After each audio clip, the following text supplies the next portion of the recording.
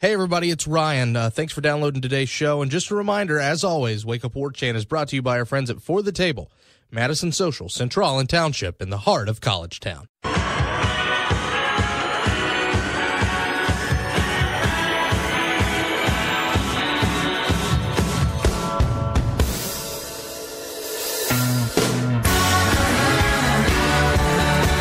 That's right, ladies and gentlemen, from Tallahassee to Thomasville and from coast to Atlantic coast, it's time to Wake Up War Chant here on 97.9 ESPN Radio, and it is a very happy Wednesday morning, December the 3rd, to you and yours. I hope you're warm. I really hope you're warm. Hope you wore a couple extra layers to bed tonight. Maybe had a couple extra blankets. Hope you're waking up as, I guess, not chilly as possible. There might be snow today. I'll be honest with you, we were pre-recording this one because of some of the conditions that may or may not arise today. So it's kind of a snow day for us. I know your kids are out of school if you're listening to us in Leon County. As of right now, it's Leon and Hamilton in our area that are closed down for the day. I will make sure that I can update you with any of those as they're happening as I'm recording this on Tuesday night. But thanks so much for waking up with us here. Currently listening to the voice of Ryan Kelly, the director of digital media at warchant.com. Oh, since we were last here on Friday, there's been a lot that's happened. First of all, Happy New Year. Happy 2018. I hope it's gotten out to a good start for you. By the way, other school districts around the area that are without school today as of right now, Gadsden and Jefferson have also closed up shop. Florida State, FAMU, Thomas University in Thomasville, TCC, Wiregrass Georgia Technical College, they're all closed on the university standpoint as well. FAMU DRS has closed as well. Of course, FAMU's high school there for those not in the know if you're listening from out of town. Hope you're warm because the rest of this state, just like us, is going to be pretty stinking cold, especially in the North Florida area. I know I was talking to my family. It was pretty nasty in Jacksonville yesterday, what with some of the wet weather plus the cold. And I'll be honest with you, I've been chilly all weekend. I went up to the Carolinas to celebrate New Year with a couple family members. Got to go to Nashville for the day for Sunday and watch Jags Titans in what was wind chill-wise 3-degree weather. And got to watch a lot of the same awesome sports you did, including that absolutely incredible Rose Bowl game. So it was an eventful weekend, a fun weekend, and I'll also touch on a little bit later basketball game that happened this weekend. I got a chance to go to Cameron Indoor Stadium. By the way, it's worth it. If it's on your sports bucket list like it is to mine, make sure you do it. It's a cool atmosphere. It's an incredible environment. You'll hear us talk about it with Adrian Crawford a little bit later. That place is so stinking small. Even when you see it on TV, you don't realize just how small that place is. But we're going to get into all that because, as I mentioned, there is a ton of stuff that's happened since we've last been away on Friday. We're going to talk recruiting with Michael Langston. We're going to talk basketball with Adrian Crawford. And after this segment, when we return, Michael Langston's going to come by and give us a recruiting update. Of course, it's New Year. All those big-time All-American Bowls are going on. The Army Bowl out in Texas. In our neck of the woods in Orlando, the Under Armour All-American Bowl. We're going to check on Florida State's commits. We're going to check on their targets and what to expect from the Seminoles and their commits in these games with our own Michael Langston. And also, later on in the show, we're going to talk with the boss man, Mr. Gene Williams, about what's going on with the Florida State head coaching search and how the staff isn't together, the latest on what's true, what's not true, sift the fact from the crap, and make sure we can get you as clear an answer as we possibly can. There's a couple moving parts. There's a couple interesting things. We'll get into all that in a second. But first of all, we've got to talk about the football that happened this weekend. So thanks so much for waking up with us here on 97.9 ESPN Radio or streaming on your mobile device, our own WTSM app, the TuneIn Radio app as well, ESPNTallahassee.com, all over the podcast outlets, iTunes, Podcast Republic, WarChantRadio.com, YouTube, however, whenever. Thanks for listening. And if you like, leave us a good review. Leave us a 5-star rating there on iTunes or any other place where you can rate our podcast. Radio at warchant.com is your email address. At Wake Up War Chant is your Twitter account. By the way, we're brought to you, as always, by our friends at For the Table, Madison Social, Central, Township, all right there in the heart of College Town, and the Soto Baking Company, which is there in Midtown. I believe Madso's open today. I believe the rest of the establishments that For the Table runs are open today. So if you may need a beverage to warm you up, they are most certainly your place to go. That being said, what an incredible couple days of football we got over this weekend, including, I don't know about you, and you can correct me if I'm wrong, tweet at me personally or tweet at Wake Up War Chant, at Ryan O'Kell, at Wake Up War Chant, wherever you got to go. That Rose Bowl might be the best football game I've ever watched in my life. That was absolutely fantastic. And I think just like the rest of bowl season, there's always this argument, and I love seeing the pivoting, especially with some of the SEC people nationally. Whenever the SEC has a great bowl season, it's, oh, well, bowls mean everything, and they're all you need to know, and the SEC went 7-2, and it is this fantastic benchmark. But then when the SEC did bad, the way they did up until those two playoff games just a couple days ago, it was, well, you can't learn everything from bowl games. And that second segment is true. Regardless of who does well, who does poorly in bowl season, that's absolutely true. But that being said, there are a couple things that you can learn from bowl games. They can confirm nagging suspicions. They can confirm things that maybe you thought throughout the regular season that were not exactly provable. But I think you can prove them once it looks from the end. Listen, one of those things right off the top, body of work, they deserved it. In terms of eye test, Clemson was not the number one team in the country. Clemson had some moments where they looked really, really good. We know they beat Auburn, but I think to an extent Auburn beat Auburn. Auburn should have kept running the football. Clemson's defense sacked them a lot, and you give them all the credit in the world.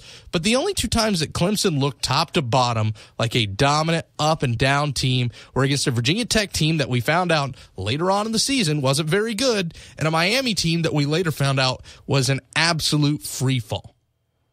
On the inverse with Alabama, listen, I think we learned this. The SEC was not a good conference this year, save for the top. Its top 2 to 3 teams were elite, wonderful teams. The rest was garbage. There's no real other way around it. You can't really look for quality wins from Georgia until you see that Oklahoma game. You can't really look at a quality win for Alabama until you bring into account that Clemson game that they just played. They just weren't there. Oklahoma played a phenomenal game against the Georgia Bulldogs. I will give them all the credit in the world. I'll give Lincoln Riley all the credit. I'll give Baker Mayfield all the credit. But now that a new coach has come in, he's overthought that game to a certain extent. He took the ball out of the hands of his best playmaker, who was having a good game, Baker Mayfield, outside of that one really bad interception. Kind of took the ball out of his hands at a certain extent. And now that this is the second straight head coach that's done this, I think Oklahoma is starting, in my mind, to enter that territory that Virginia Tech is in, and that they are what they are till they aren't. You can change the coach, you can change whoever's leading it, you can change the quarterback, you can do whatever you want, but until you win it, until you go bring that W outside of that win in 2000 against Florida State, you have put yourself in that category where you're a nice story, you're going to win a lot of games, but you don't do anything for me unless you finally bring home the hardware. They're dangerously close to creeping into that territory regardless of who's on the sidelines. I don't understand Alabama fans chanting SEC. It really, listen, I get why an Ole Miss fan chants SEC. I get why a Mississippi State fan lives vicariously through a conference because they'll never accomplish anything on their own. I completely subscribe to that ideology. I get it. I still think it's stupid. But why would an Alabama fan chant SEC? Why would the Crimson Tide, the mighty Alabama Crimson Tide, who, by the way, has carried that league and not the other way around? The SEC didn't make Alabama. Alabama made the SEC. Let's make one thing absolutely perfectly clear. The reason when the SEC went on its run where it was the darling of the media and it won all those games and it did everything, you want to know why? Because it had a crown jewel. Because it had a team that now, for the first time since Florida State did it in 98, 99, and 2000, is going to be playing in back-to-back-to-back title games. It's because of the Alabama Crimson Tide. It's not because of those three letters. I think the other thing we learned from the Peach Bowl is that, well, I guess you could say from the Sugar Bowl as well, expansion is needed in the college football playoff. I don't think we need some 16-team craziness. I don't even think we need 8 teams. I've always been of the mindset that 6 teams with 1 and 2 getting a bye is a big deal. But I think what's wrong with this playoff system right now is the idea that we can argue about number 4 and probably still get it right while getting it wrong. I think the Sugar Bowl proved that to an extent. And the idea that when we first started this playoff, it was, well, now the group of fives are going to get a fair shot. Oh, really? Really? Because the UCF team that just beat Auburn doesn't feel like it got a fair shot. I don't care what their schedule was. I don't care that they didn't get to play that game against Georgia Tech. You want to know why? They'd have put 60 on Georgia Tech against that Ted Roof defense. Are you kidding me? I'm not telling you they're the best team in the country, but I'm telling you they deserved a shake. Just a shake. Because now you're in that group of five territory where nobody wants to schedule you because you might be a tough loss. You're a no-win scenario when you schedule a UCF or a Houston. Florida State found that out the hard way a couple years ago. It's the idea that if you win, you gain nothing, and if you lose, you hurt credibility. No one's going to want to schedule UCF if Heupel's able to keep this up with Scott Frost at Nebraska. They deserve a shot. Finally, the ACC, Alabama, Oklahoma, I think they all have something in common this bowl season, and it's the idea that having quarterbacks and using them are still very, very vital in this sport. Alabama hid the weaknesses of Jalen Hurts. I still don't think he's a great quarterback. But the fact that they hid his weaknesses, the fact that they were able to use his strengths to his advantage went a long way against a really good Clemson defense. And don't get me wrong, they still didn't do a lot against that Clemson defense, but they did just enough to succeed. Oklahoma took the ball out of the hands of their quarterback. I may not like him, but he's a really talented player. So, you take the ball out of the hands, you lose. That third down could have been a backbreaker for Georgia. If you can convert it, get in a field goal territory, you don't have to worry about double overtime. Kick the field goal, you'll win the game. It's that simple. The ACC rid high with a great winning percentage in bowl season last year. Right now, after Clemson and Miami hand you those losses at the end of the year, you're 4-6. You want to know why? You want to know partially why? Because the Kelly Bryants and Roziers of this world, they don't stack up quite to the Deshaun Watsons and the Mitch Trubiskys that the ACC had a year ago.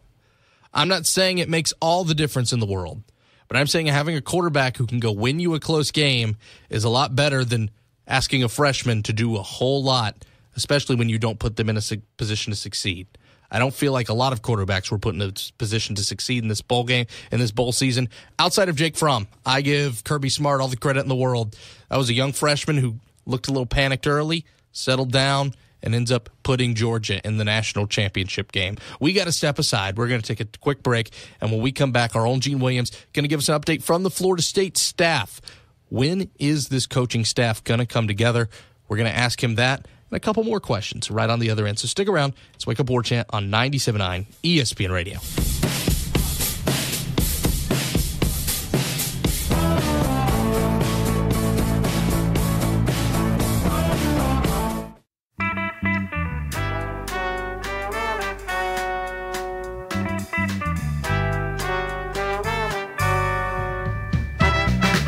Welcome back to a snow day edition of Wake Up War Chant on 97.9 ESPN Radio. Brought to you by your friends at For the Table, Madison Social, Central Township, Soto Baking Company, all here in our great capital city. Let's bring on the boss man, Mr. Gene Williams, founder and administrator of WarChant.com. First of all, to you, sir, Happy New Year. Happy New Year. Speaking of that snow day, didn't think it happened again, but my youngest daughter had another snow day here in Tallahassee for tomorrow, so she's very happy. That's now 2 years, yeah. Yeah, well, 2014 was the last one, right? Oh, was it? Yeah, I just knew it was the last couple of years you had one. Yeah, but I mean, the fact that we've had this in Tallahassee, God, twice in 5 years is pretty amazing to even think about. But one thing that I think a lot of Florida State fans find pretty amazing is that Willie Taggart's staff still isn't completely together. So I've got 3 questions for you, Gene, because we've got about 5 minutes here to roll through this. First of all, why don't you recap? There was one hire since we've last been on the air. Why don't you let everybody know about our new director, or at least somewhat director of football operations and recruiting? Yeah, the only, I guess, hire is David Kelly, who was with Taggart at Oregon. A lot of people saw him on the sideline with Willie Taggart at the Independence Bowl. Not really a surprise. He's going to be replacing. It looks like, we haven't seen anything official from FSU yet, but everything we hear, he's likely to replace Bob LaCivita, who'd been there for a long time, kind of oversees recruiting, director of player personnel. This is one of many support staff hires that will be made under Willie Taggart. So, yeah, I mean, at least he's got that. You need to have those guys in place to move forward, especially with things like recruiting. So in some respects, it's more important getting those guys in than necessarily some coaches right away, because you obviously got to get going and get your ducks in a row when it comes to those things. Yeah, infrastructure, of course, being the biggest part of any college football operation. So let's roll with this. We've already mentioned David Kelly. Let's talk about these assistant coaches, because there's been all sorts of rumors revolving around Ron Dugans. Of course, earlier on in the year, there was rumors about Chris Winkie. There's now rumors about Terrell Buckley. A lot of former Noles in the mix with Greg Frey, of course, Michigan's offensive line coach. So a two-part question that's kind of two questions in and of itself. Just help us separate the fact from the fiction. I know there's a lot of people who've read a lot of different reports. Some are true, some are not. Some might be true, but we just don't know. So just let people know. I'll give you the floor. You have about 4 minutes, Gene. Just what's true, what's false, and what don't we know? Yeah, I wish I knew everything that was true and everything that wasn't. There's so much stuff out there, and some of it may be half right, some could be correct. But I'll say one thing that seems pretty certain that's consistent. Greg Frey, he mentioned in Michigan. If that maybe happened by the time the show airs, it really sounds like that's about done. He had met, this is talking about Michigan's offensive line coach, who had played at Florida State before, and he met with on Tuesday. We did confirm. Met with Willie Taggart about the position. Everything, all signs point to that happening. So I think that's factual, at least factual, that he is a major leading candidate, and something that will, if it's going to get locked down, it should be any day now that he would be announced in that position. I also think, obviously, Ron Dugans, it's definitely in the mix. He's been offered the wide receiver coach position at Florida State. That is factual. But what's thrown kind of in the mix here is that Mark Richt in Miami is not giving up on this, and they have apparently offered a raise to Ron Dugans. I know Mark Richt is doing everything he can to keep Dugans, and there's some history with those two. Obviously, Mark Richt was a coach here at Florida State when Ron played, and obviously he's got a good thing going down at Miami. So we thought that might be a little bit of a slam dunk, but now FSU's having a fight tooth and nail. So at last we heard, Ron Dugans is still up in the air. I guess really what we don't know and where a lot of the misinformation comes out is when it comes to the defensive coordinator.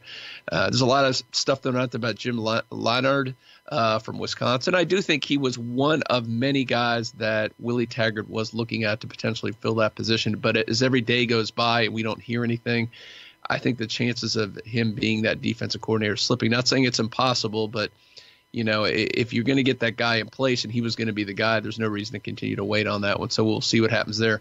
But I think with the one thing I was saying, of course I may end up getting burned by saying this, but I think the one thing that I saw that I think is relatively false, and that is the prospect of Deion Sanders coming in to be an assistant coach at Florida State. Sure, it sounds great. It would be fantastic for recruiting. But everything I've heard and every people I've talked to say it's just not within the realm of possibility. Will he be around the program a lot more? You bet. He's going to probably be at some practices. He'll make him be on the sidelines for some games. I think that's great for Florida State. It's great for the players. So, I mean, that is the upside of it. But just don't hold your breath thinking that he's going to come in and coach the defensive backs. And to be honest with you, if you're Florida State, I think you find it a little bit more of a victory just to have him back and around the program rather than being a coach here, simply because we don't know what Deion Sanders is at this level coaching. If he's in here recruiting, that's fine, but what does he bring to you as a coach on the college level? Yeah, I don't know. He does. Obviously, he's coached some in high school. He does that. He's down at Orlando right now at the Under Armour event working with kids. I mean, I think it's something he's obviously capable of doing. But again, he hasn't done it obviously at a high level in college. I just don't know if that's going to be a real good fit. I can't see him going out full time and going into high schools and kids' living rooms and doing those kind of pretty good gig where it is now. But again, like you said, the most important thing is he is going to be around the program. Speaking of defensive backs, I guess the other thing out there throughout Terrell Buckley, and he's currently the defensive backs coach at Mississippi State. And they're wanting to keep him. We hear they're kind of basically saying you need to stick around and take that job. We're not going to wait around for you. So I know I don't think Willie Taggart wants to hire more defensive position coaches till he has that coordinator in place. So it could be a timing thing. I hear Terrell Buckley wants to return to Florida State, but he's got a pretty good situation at Mississippi State. They want to keep him on there. So it's starting to look like that could slip away and that he would probably end up staying. Unless something happens in the next 24 hours or so, he probably ends up staying with the Bulldogs. Gene, hopefully by the end of the week we have you back on with some more news, but thanks so much for helping to clarify what's been a really weird rumor mill over the last 7 days. Absolutely. I would be the happiest one out there if this situation by the end of the week is completely resolved. That would make my day. All right. Well, we're going to take a break, and when we come back, it's Adrian Crawford talking Duke, North Carolina, and the rest of the ACC schedule ahead for the Seminoles on Wake Up War Chant 97.9 ESPN Radio.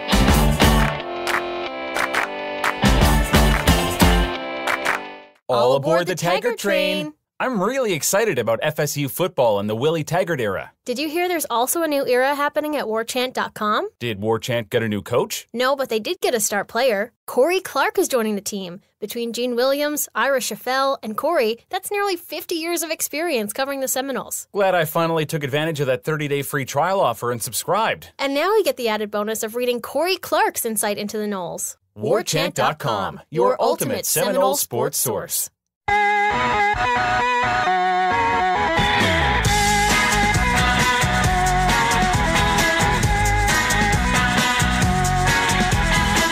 So as I alluded to earlier, it's a busy time for recruiting. You know that. Of course, the Army Bowl getting ready to go on. We've already had one All-American game go on. So without further ado, let's bring in Michael Langston, of course, our senior recruiting analyst at warchant.com. Michael, Happy New Year, Merry Christmas, and boy, it just keeps coming for you. This is, behind signing day, this has to be it for you, man.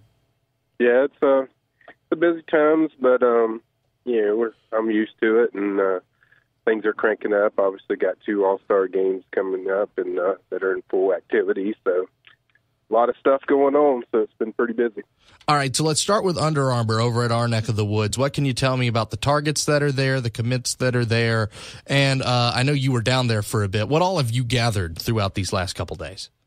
Well, I think mostly, most of the guys that were there were FSU commits and, kind of FSU signees. You had, obviously, Asante Samuel, defensive back A.J. Litton is there, and then Robert Cooper is also their defensive tackle. All 3 of those guys have already signed with FSU. All 3 of them have actually had really good weeks, so far. I mean, had about 3 days of practice, and they've been absolutely sensational. Especially Asante Samuel, he is just really really just lit it up as far as his play, and so they've got a lot of good things going there. And then you have FSU commitment. Christian Meadows is there. I got the vibe that he's going to take visits, but I got the vibe FSU is going to get the last visit we reported in in our check-in updates and everything, that he's going to visit FSU last, and he was attached for the hip with Robert Cooper like all week, and the vibe I got was he's going to sign with FSU, and they feel, a lot of people around him feel very good about that. So you had all those things, and then a couple of targets that are uncommitted are wide receiver Joshua Moore and offensive lineman Nicholas Petit-Ferre. He's a very good offensive lineman. He's Raoul's 100. His mom's actually from France, as you can tell with that name, but a very talented guy that I think is going to be pushing for a 5-star status. And the interesting thing with him was, he has some connection with Willie Taggart and Raymond Woody, and he's also got a strong connection, from what I've been told, with Greg Fry, who is a possible major target for FSU on the offensive line. So I think there's a lot of things that are going to be, changing and switching, but it's been a very good week. I think a lot of positive activity for FSU and in the Under Armour game. Meadows seems like a guy to me, and you can correct me if I'm wrong here, but seems like a dude who, honestly, I feel like would do what most of us would do if we're in college. He seems like someone who's kind of made up his mind, is open to other offers, but, while schools are willing to wine and dine you and give you this great time, you may as well take it. Yeah, I mean, that's kind of the vibe I got, because you look at him, he was like, well, I'm going to switch this visit out and switch this visit out, when we did our interview with him. And, all the visits he's switching out are places that he hasn't gone yet. And usually if a kid's not gone somewhere, that's kind of like, I just want to have fun and see a place that I haven't seen before and kind of experience stuff. But, a guy that's serious about a place, I mean, you're talking about visiting places multiple times, and, that's not happening. It's just a place where you could see where he's just trying to go to different places that he hasn't been before. And, I think him moving around all these visits kind of tells you, that indication of, hey, I know where I'm going to go, but at the same time, I want to have some fun. And just, you never know. I mean, something like stunned me, but, I think he's pretty set on FSU, in my opinion. One thing that surprised me a little bit, looking at a lot of the reports coming out of there from Orlando, Emory Jones, Florida, of course, signed him not too long ago. Doesn't seem to be having the week that a lot of people expected out of him. I mean, that's kind of what we discussed when I talked about his talent was, he's a perfect fit for, both the Mullen and Taggart system. He's not a great thrower. I mean, I saw him earlier this year in Thomasville, when they played, and he wasn't, he wasn't really great as a passer.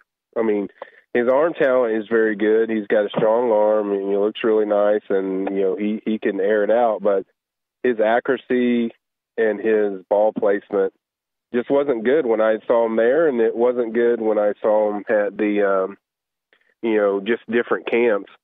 So, I mean, I think the people just have to understand of what his limit and talent is. I'm not, shocked that he's been kind of not accurate. I'm not shocked. I mean, really, to be honest, none of the quarterbacks have really been that great, this week. Thomas Robinson is also there. They've been kind of up and down, but there's nobody in that group that I think is like, Jameis Winston type, where you just come out like, wow, these guys are going to take you to the next level immediately. I didn't see any guy out there this week that really, made me catch my breath as far as that goes. That's a guy like that. So, but yes, Emory is going to take some time as far as a passer. I mean, that's just the facts. It's going to take some time with him. Let's switch gears over to the Lone Star State, where the Army Bowl is going on, or at least practice and preparation for it. Florida State signee Jaden Woodby is over there. Another target, Brendan Radley-Hiles, is there. William Barnes is there. J.J. Peterson is there. All sorts of guys that Florida State may be interested in, some guys that Florida State may be able to drum up some momentum on. What's your feel for the folks that you know around there? What have you been hearing? Well, I think Jalen Waddle, a wide receiver out of Houston, he's had a really good first 2-3 days, I think, from what I've heard. Just really getting great separation, dynamic playmaker, kind of all the stuff I've been hearing all year, so I'm not really shocked that he's doing so well. But, he's a guy that I've heard a lot that has flashed a lot at people. Non-FSU target, Rondale Moore, has been really good. I think he was originally committed to Texas, but those two guys in the names I've heard a lot. DeMarcus Adams, FSU commit, is actually done pretty good at times. It's kind of a mixed bag. It's like he's getting a lot of separation. He's making big plays, but at the same time, sometimes he kind of doesn't know what he's doing out there, and sometimes there's been a few drops here and there. But what you got as far as DeMarcus Adams. He's got incredible speed. He's gonna give you a lot of big plays, but that's pretty normal, though, for receivers. You're going to have drops. You're going to have guys that are confused because you're talking about throwing everybody together in 1 week, and and they're having to run stuff that some of them maybe have not done before. So, but I think DeMarcus has done really well. As far as showing you what you need to see, which is separation against some of the best DBs out there.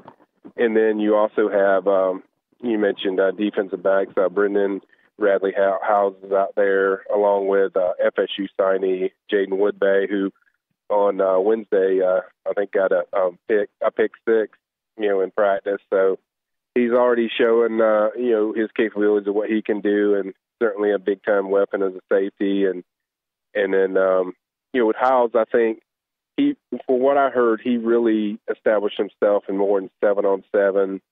That's where he really just stands out. Just the way he explodes on the ball, closes passing windows, makes it really tough to get it in there. So I think he's a guy that he might not be able to show it always in practice, but when you get him in the games, he's going to be a guy you notice a lot. Like he's all over the place. So I think those guys are out there, and you obviously have William Barnes. I've heard a lot of positive things as far as how he's performing. He's done, really well. One coach told me he's got some of the quickest feet that he can remember, the last few years having out there. I mean, they've been very impressed with Barnes. So, a lot of guys going on. Not as many as the Under Armour as far as FSU targets, but still a good amount of guys as far as talented players out there. One last kind of general question before we have to run, Michael. There's been a lot of good vibes with the recruits and Coach Taggart, but of course, I would have to imagine a lot of these guys are about as nervous as some of the fan base that here we are on January 2nd, and this staff hasn't been filled out yet. I think it's more with the recruits. I think they're so locked in with this All-Star game that it's more anxious with the recruits than it is people in general, like fans. I think fans are a little more impatient, but here's the thing. You got a dead period till the 12th. So, they know they have till then. And I was told that the staff's going to be put together well before that, from what I was told this weekend. Not that I'm some guru when it comes to coaching stuff, but that's kind of what I was told. We'll see if that happens, but I still think it'll get done. I just think I understand fans, the panicky, they want to get this now, but as far as recruits, I think recruits are just focused on having fun at their All-Star games, and I don't think it's like a major, big, scary deal that they don't have, the coaches yet, because really you can't do anything. You can all the coaches can do is call prospects right now. So there's really not a lot that the FSU needs to do, and the main thing is making sure you get the right hires. And I think they'll have those guys in place certainly well before that January 11th time where the dead period ends. Michael, thanks so much as always, my friend. You got it. All right, speaking of that coaching search, when we come back, a little bit from our own Gene Williams about the latest Wake Up War Chant, 97.9 ESPN Radio, brought to you by your friends at For the Table.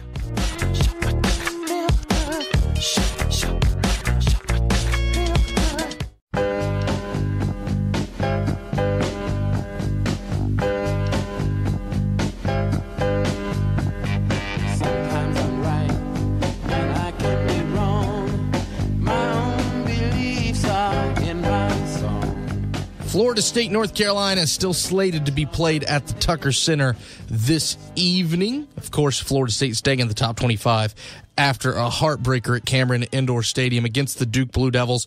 One where you're always going to be bummed about the result when you're on the losing side of things, especially when you feel like you had a chance.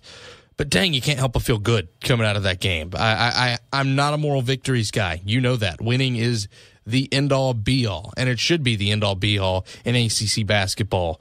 But the fact you were able to do what you did, despite some of the glaring problems you had that resulted from missing a Chris Kamaje or missing guys like that, I think is a really positive sign for this team going forward. And especially tonight, when you look at your performance stacked up to North Carolina struggling against Wake Forest in their conference opening weekend. So, of course, we bring in our senior basketball analyst. I just gave you a title. How about that, Adrian? Senior basketball analyst. Man, I am. Man, listen, I've been looking for some titles in my life, and I think this may be the best one right here. Listen, he is the basketball Swiss Army knife. Of course, does work for us here on War Chant. Of course, helps call the games on ESPN3 now whenever they're in town at the Tucker Center. He is Mr. Adrian Crawford. Adrian, Happy New Year, sir. Happy New Year to you, sir. I am excited to be on and excited for, conference basketball. Man, my heart is it's all well in my soul right now. Conference basketball's on, great football, the other night. So, man, it's a good time in sports. Absolutely. Now, I went to Cameron Indoor Stadium, and, when you're in that... Hold up. Let me ask you. You went to Cameron Indoor and didn't even invite me? Listen, man, it was a last-minute thing. I didn't know if I was going or not. I got the credential done. I promise you. We do need to make a road trip soon. We do. That would be the greatest thing ever. But all right, keep going. Sorry to interject. Oh, no, you're good. You're good. So I go to Cameron Indoor, and you're right. The pace of that place, the crammedness of that place. Listen, I grew up going to games at UNF Arena, watching Matt Driscoll in his second year with the Osprey. UNF Arena, the Nest, is twice as big as Cameron Indoor Stadium. I know it comes across that it's small on television, but until you're there, you don't understand just how small that place is, just how crammed that place is. And when you said it last week, you were right on the head, Adrian. The game speeds up there. It's so quick, and that's what blew me away about Florida State last weekend, despite the loss, and why I think so many people feel good. It got really fast at times. It got really quick at times. Duke got that momentum. They got their Cameron call. The crowd was into it. And Florida State would answer right back with a haymaker till that very end when they go 0 of 7 from the floor. And closing games is certainly a problem that's kind of been a reoccurring theme with Florida State throughout these last couple weeks. But the fact that they went into that arena and handled it far better than they did last year, I think speaks volumes about what this team can and should do. Yeah, I'm with you. I think that I was impressed. I mean, I know we talked about it going into the game of what to expect, and it is. I mean, Cameron is an environment that does. I think it adds an extra 8 to 10 points that you have to fight through just on strict environment. And our Florida State team played really, really well. I was impressed with just the pace. I tell you what, the guy who I thought he's maturing is Terrence Mann and C.J. Walker. Terrence Mann did not score his first basket to the second half, but he affected the game in so many different ways. C.J. Walker, I thought, played with a lot of pace, had a lot of maturity in his leadership in that type of hostile environment. And so I walked away from the game. We don't love moral victories, but I think it was a step forward in a victory with this team to realize, like, they're a really good basketball club. I get what you're trying to say there. I mean, C.J. Walker, certainly when you look at the stat sheet, didn't have the greatest of days. He was 3 of 9 from the floor, 1 of 2 from the field. But I saw it. You're right. Just looking at him while he's sitting at the scorer's table getting ready to check in, he's yelling at guys. He's trying to put play. He's almost like having another coach there on the floor. To see him so involved was a good thing. But you mentioned some guys were going to need some games to go off and for Florida State to have a chance in this. And if I'm not mistaken, I could be wrong here. I need to go back and look at the film. One of those guys was old 00. It was Mr. Zero himself, Phil Kofer. And Phil had one heck of a ball game, 22 points in the first half. That, by the way, at halftime was his career high. At halftime. Wow. 6 of 10 from beyond the arc, 6 rebounds, only committed 1 foul in this game, 11 of 16 from the floor, and ends up with 28 on the night. What have you seen? Because we've been able to talk to Leonard a little bit about it. We got to talk to Phil a little bit about it after the game. You can see those videos on warchant.com.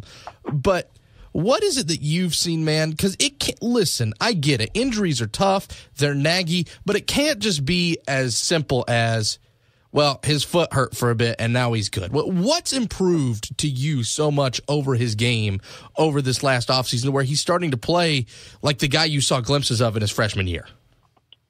I think what we're starting to see really with Phil Kofer, I think it's a few different things that factor into it. You know, I joke and say he's part of my all-street fight team, but that translates. He's just a tough kid, and toughness is not just in a game. There are guys who's going to commit hard fouls or guys ready to stand up for his teammates, but it's the toughness that fighting back from injuries. The fact of the matter that Phil Kofer is a guy who spent 6 days a week in the gym in the summer, twice a day, getting up shots, working on his ball handling. Phil Kofer came in as an undersized 4-man, not a stretch 4. He has developed into a stretch 4. And I'll be honest with you. I mean, Phil is one of my favorite humans that's come through our program. But at one point in time, I didn't think he was good enough, especially his sophomore year, good enough to ever be a starter, an elite level player at Florida State. But his toughness, and that's a sign that his toughness, his motor, what that can build you to. And I also think it's this too, is that the coaching staff, and I said it on here before, I said it on TV, is that at some point in time, I know people around, even in Tallahassee, they have a gripe sometimes with Leonard Hamilton's staff of that they're good recruiters, they can't coach.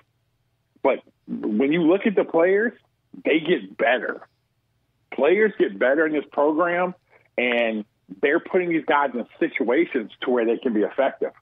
So I think you got to give credit to the coaching staff of Florida State, but more than anything else, Phil Cofer and his effort that he's put in.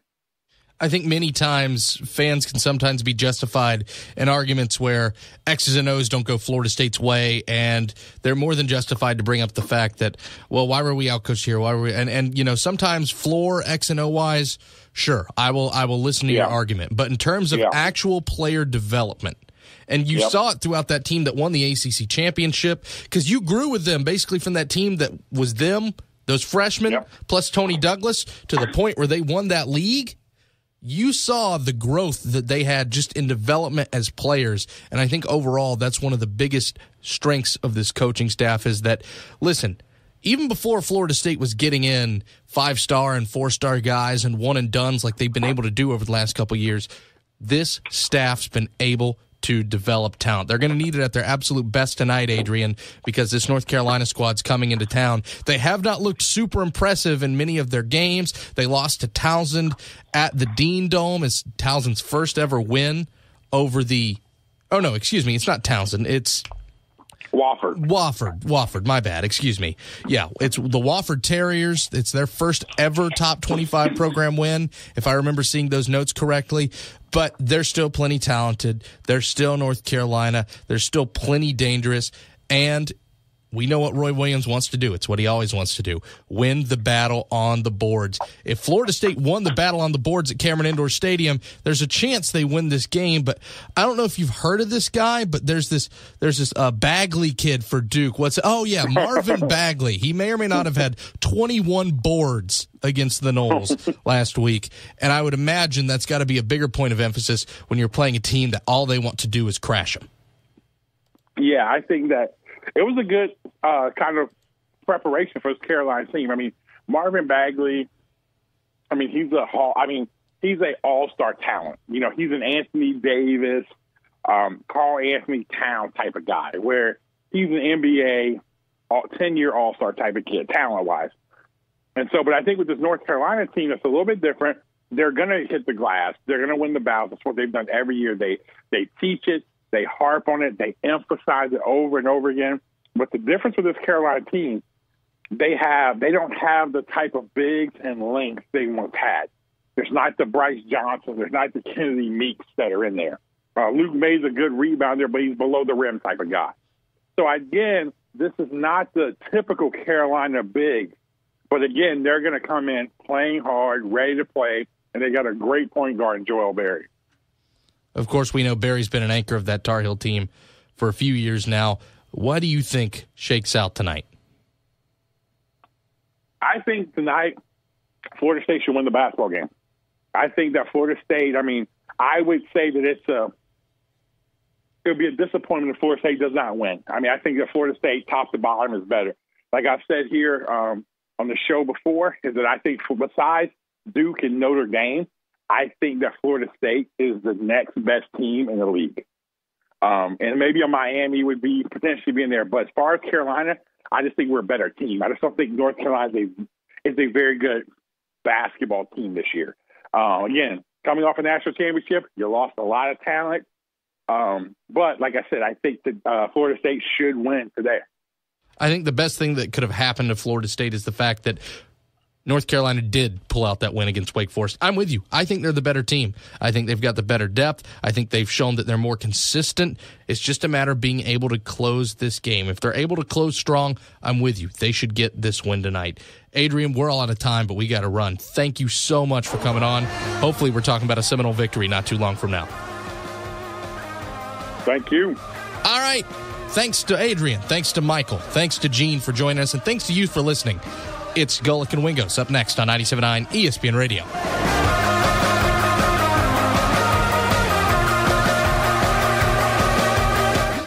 WarChant.com is the ultimate inside source for FSU football and recruiting. And now you can get in on the action for free for an entire month. WarChant.com is offering a risk-free 30-day trial subscription. Get full access to the #1 website covering the Seminoles just by entering the promo code WarChant30. That's WarChant30. Sign up and get in on the world's most active FSU message boards. Receive breaking news, stories from our award-winning staff, plus get exclusive interviews and videos. Just enter the promo code WarChant30. WarChant.com, your ultimate Seminole sports source.